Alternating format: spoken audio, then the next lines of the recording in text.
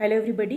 आज मैं प्रेरणा जोशी आपके लिए किसी चैप्टर की समरी या एमसीक्यूज या एक्सप्लेनेशन नहीं लेकर आई हूँ, बल्कि आज मैं आपके लिए लेकर आई हूँ ओएमआर शीट से रिलेटेड कुछ बातें जो कि हो सकता है आप उसको फिल करने में कुछ गलतियां कर दें। फाइन, तो इस बात को आप विशेष रूप से आप ओएमआर शीट जो मैं आपको समझाने जा रही हूँ आप अच्छे से जानते हैं कि कैसे भरनी है, बट फिर भी कुछ ऐसे पॉइंट्स हैं जिसमें आप ना चाह कर भी गलती कर सकते हैं। फाइन, तो watch this video till the end.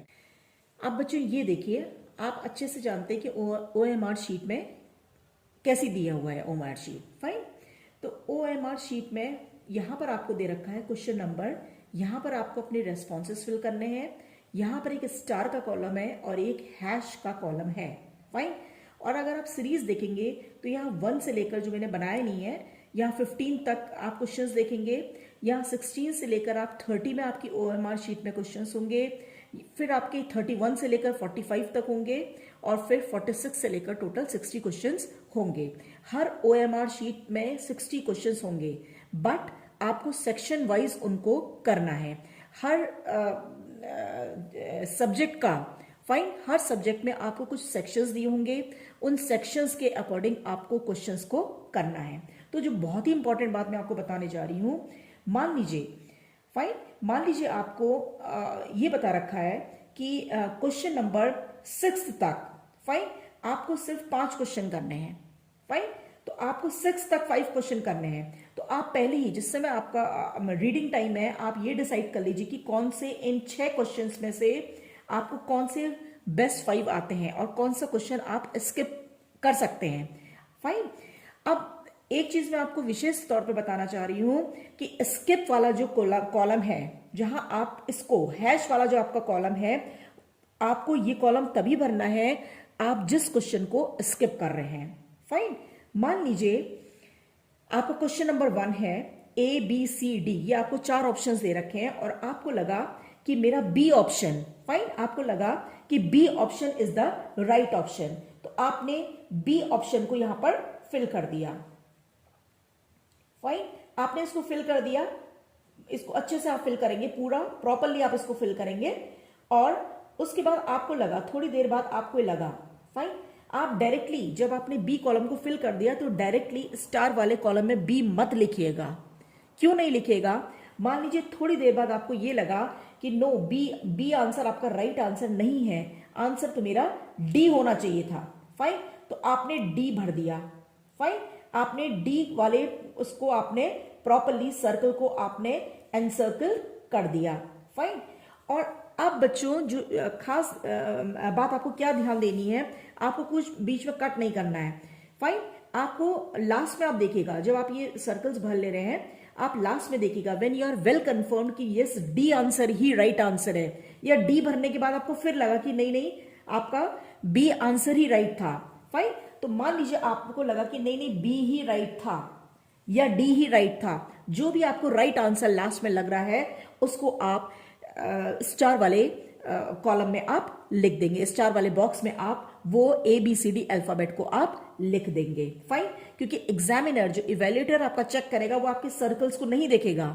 Evaluator आपके इन ABCD को, जो भी आप यहां पर स्टार वाले कॉलम में आप जो भी अल्फाबेट को रखेंगे, इवेल्युएटर उसे ही देखेगा।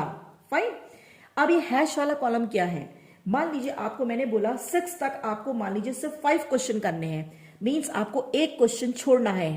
फाइन, अब आपको समझ में नहीं आ रहा कि कौन सा क्वेश्चन छोड़ना है।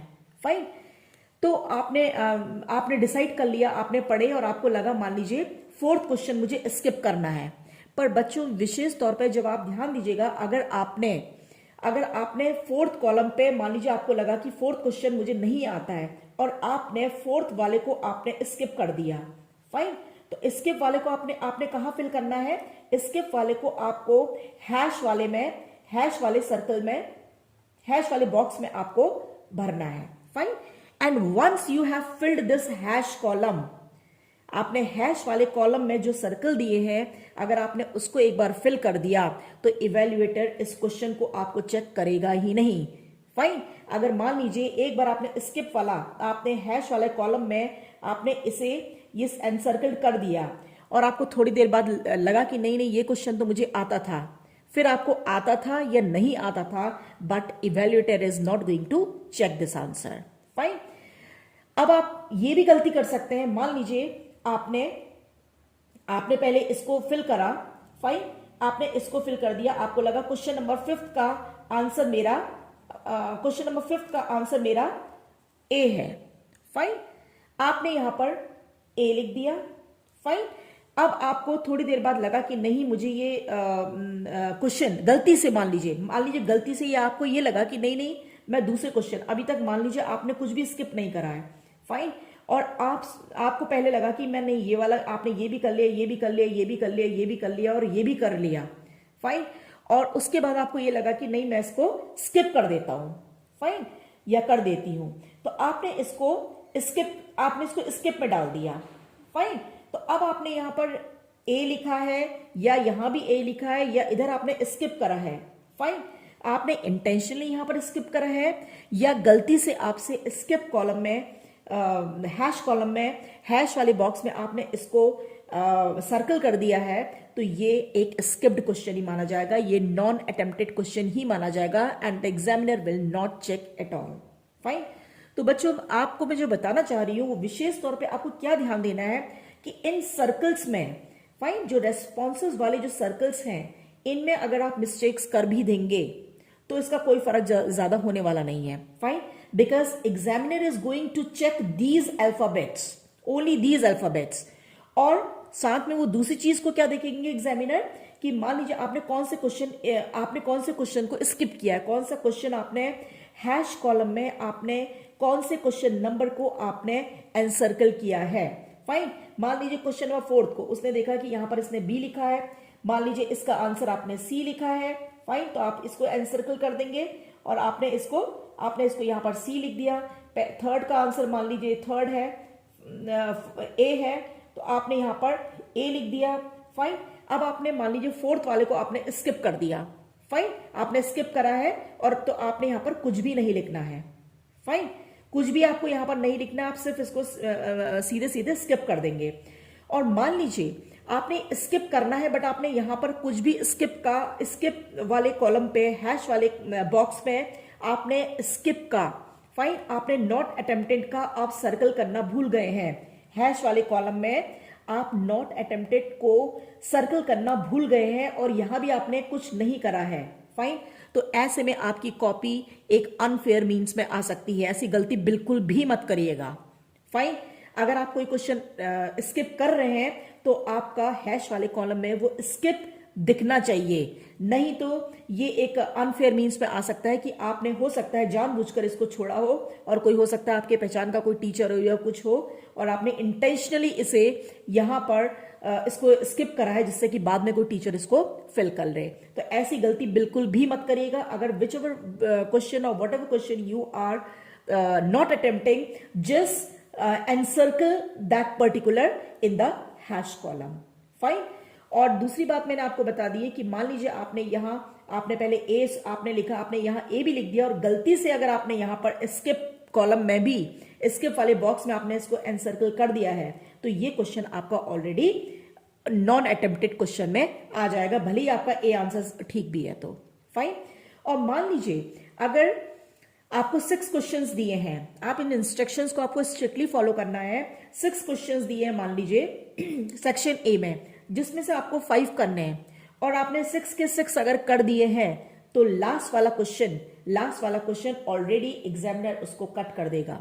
भले ही आपने उसमें राइट आंसर दिया है, आपने उसमें भले ही 2 सर्कल भरे, या आपने यहां पर मान लीजिए ए इज द राइट ऑप्शन, आपने यहां सर्कल भी करा है, और आपने यहां पर ए भी लिख दिया है, वो राइट आंसर भी है, तो ऑटोमेटिकली फर्स्ट 5 आपके इवेल्युएट होंगे, चेक होंगे, और 6th क्वेश्चन आपका ऑटोमेटिकली कट हो जाएगा, फाइन। तो बच्चों, इन बातों को आप विशेष तौर पे देख लीजिएगा, एंड स्पेशली जो स्किप वाले आंसर्स हैं, फाइन, जिनको आप स्किप कर रहे हैं, उनको आप एट लास्ट करिएगा, क्योंकि एक बार यहां आपकी गलती हो जाएगी और यहां पर आपने लिख दिया है, तब भी आपका राइट हो जाएगा। यहां पर आपने 2 अगर सर्कल भी बढ़ दिए हैं, तब भी अगर आपने यहां पर राइट आंसर लिख दिया है, तो यहां पर आपका चेक हो जाएगा। But once you have filled the skipped box, उसके बाद आपका आंसर इवेल्युएट होगा ही नहीं। अब मान लीजिए आपको यहाँ पर आपने सी भर दिया गलती से और आपको लग रहा है अरे ये तो मैंने गलती से मैंने सी भर दिया है, आंसर तो इसका ए था, तो उसको तुरंत कोई बात नहीं, उसको सी को आप ए बना दीजिए, फाइन। या आपको लगा ए नहीं बी है, तो आप उस अपनी पेन से उसको ठीक कर दीजिए, फाइन। क्योंकि एग्जामिनर, और आप यहां भी बी लिख दिए और यहां भी इसको फिर आप इसको सर्कल कर दिए, एन सर्कल कर दिए, क्योंकि एग्जामिनर इवेल्युएटेड देखेगा नहीं, उसने पहले हो सकता है उसको ऐसा लगा हो लेकिन उसने अपने आंसर को खुद ही राइट कर दिया है, तो that will be evaluated. But गलती से भी स्किप कॉलम को मत भरिएगा। अगर आप स्किप नहीं करना चाह रहे उस क्वेश्चन को, अगर अटेम्प्ट नहीं करना चाह रहे हैं, आप तभी उसे भरिए। और अगर आप गलती से भी अगर स्किप वाले बॉक्स में, हैश वाले बॉक्स में आप अगर फिल कर देंगे तो वो आंसर आपका इवेल्युएट नहीं होगा, फाइन। तो स्ट्रिक्टली आप बिल्कुल जो आपको इंस्ट्रक्शंस दिए गए उनको फॉलो करिए। किस सेक्शन में आपको कितने क्वेश्चंस करने हैं आप पहले ही ये डिसाइड कर लीजिए कि मैं ये क्वेश्चन मुझे अच्छे से आता। जब रीडिंग टाइम आपको 20 मिनट्स का दिया जा रहा है 11:10 से 11:30 तक, तो आप वहां पर डिसाइड कर लीजिए मुझे ये आंसर आ रहा है।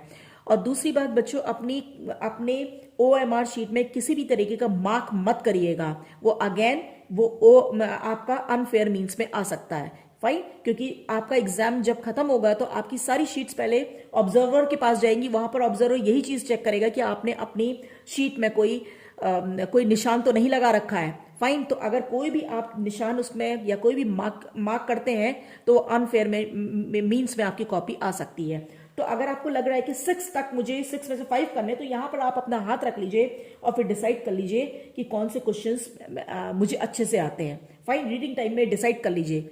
लेकिन आप हैश वाले कॉलम में स्किप करने से पहले या स्किप का निशान बनाने से पहले आप विशेष आपको अलर्टनेस अपनी रखनी है, इस बात को आप ध्यान रखिएगा, फाइन। तो बच्चों इस वीडियो में इतना ही। All the best for your exam. Thank you children.